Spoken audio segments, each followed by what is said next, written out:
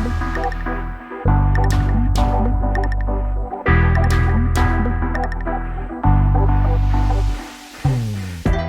morning, I'll show you the house making some coffee, breakfast coffee.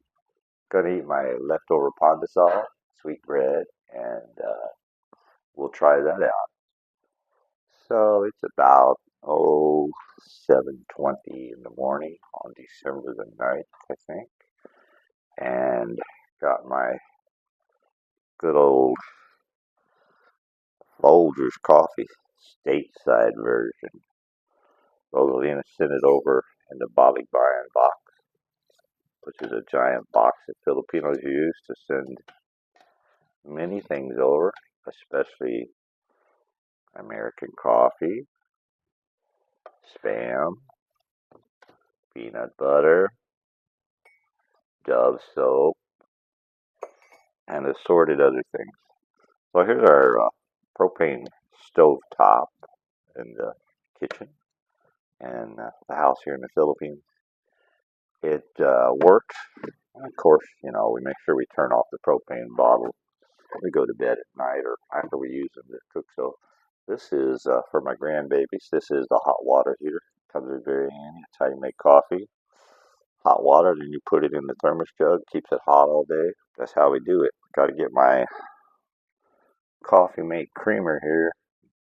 Now, one thing I miss in the Philippines is very difficult to find real pasteurized milk like we're used to in the States. So, if you want milk, it's basically typically a powdered milk, which is not bad, but it has a different taste than we're used to.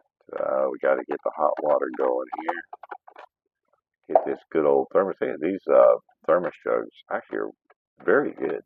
They're sold everywhere in the Philippines, but they're used by everybody for heating up your water and then using that to make your coffee in the morning.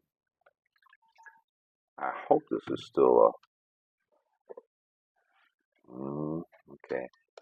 It may be lukewarm hot this morning. I forgot to make a fresh heated pot in our water heater container there. But that'll do. I've showed you this before. One of the tricks for Americans is water out of the faucet. We don't drink. You might be able to get by with it without causing stomach problems, but you don't really want to take a chance. So that's why we, as foreigners, typically use bottled water. And actually, most Filipinos use bottled water too. They just have a bigger jug they use. Rosalina's mini Christmas tree, which she has here in the kitchen. Get my Pondasol, leftover Pondasol here. And these actually are good ones because they're still nice and soft. So we'll try that. I usually go out on the front porch to eat my breakfast. So we're out on the front porch, getting ready to eat my coffee and Pondasol. You can hear the tricycle in the background. Have heard the roosters. Well, I heard the roosters earlier this morning, but not right now. So we may get a sound from them soon. Pondasol and coffee here. I'm gonna got us a little round table the other day. It's convenient for the porch. I like to go here on the ledge wall here, front porch. Sit down here with my Pondasol and coffee. Watch for my neighbor Mary, all the other neighbor friends who come out in the morning. So, but eat my Pondasol. These my fat Pandasol version. These cost 5 pesos each, which is about, oh my gosh, 1/55th of a dollar. What would that be? 2 cents or less. The smaller Pondasol I get from another place is 2 pesos, so it's even less expensive, but not quite as good. So, gonna try these Pondasol with my coffee. They're actually like sweet rolls that Mom used to make back in the States. Very sweet, soft, and yummy. Coffee is a little more lukewarm this morning, but I prefer, but it'll do. Gotta have coffee.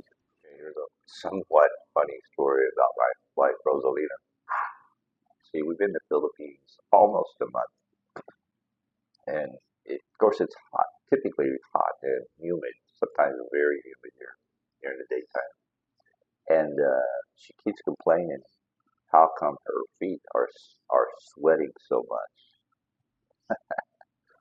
That's another adaptability thing that she has lost after living out of the Philippines since 1978. So, your body adjusts to whatever environment you live in. So, uh, a lot of Filipinos, you don't even notice whether they're sweating or not.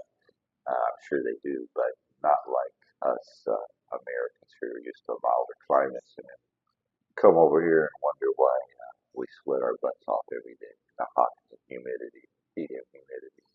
It's kind of funny anyway. We're hearing the dog barking because his owner just left on the bicycle, so I guess the puppy is not happy.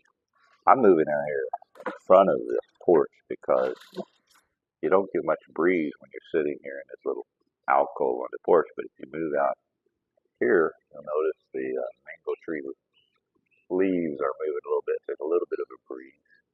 So I'm going to sit out on this side where it's a little cooler. Oh, yeah, you see our magic mirror windows. Everybody likes those because you can fix your hair while you're walking. Oh, here comes the popular neighborhood dog.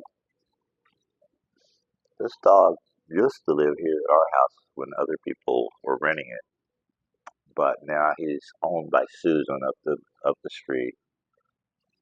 And he's a pretty good dog, pretty good neighborhood dog. It didn't really bark at anybody or bother anybody. Just just sitting here watching a fancy Ford Ranger pickup drive by, and one of our neighbors has a very nice small Suzuki SUV. So if I were to stay over here longer or retire semi-permanently, I definitely would have a car, a vehicle.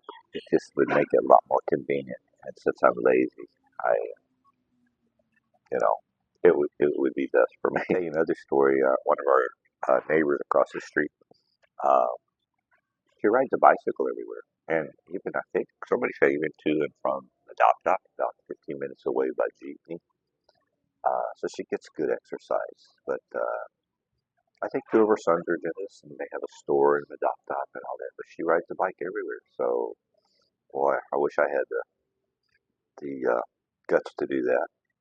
It's a healthy thing to do. Last night we were sitting on the porch with one of our good neighbors, and we were reminiscing about the old Clark Air Base. It's now called the Clark Enterprise Zone. A lot of nice buildings, casinos, companies, factories, stuff like that. But back in 1976, 78, this area was Clark Air Base and the surrounding area in Lee City was like the Wild West to us Americans. I mean, it was wild and crazy party time. So we had some fun stories about that. And she used to work as a very young Filipina uh, at Clark, working with different families and building and other things. And so there's a close connection to most of the neighborhoods and families in the neighborhoods to the old Clark Air Base. I just thinking maybe one of my videos will be a sort of sanitized version of our lifestyle here at Clark Air Base in 1976, 78. I have to be careful of all the secrets I tell, but might be interesting to you. Well, if you have any enjoyment or laughability on these videos, go ahead and subscribe to my channel. It's intended mostly just for me to post things for grandkids to see, but you're welcome to join, subscribe, or click the like button. I don't know that I'll ever expand my YouTube stuff to anything bigger, but just have fun posting these videos about what we're doing over here. For posterity's sakes, for the grandkids, they can at least watch the videos and laugh at Grandpa D and his silly commentary. So we'll see you next time.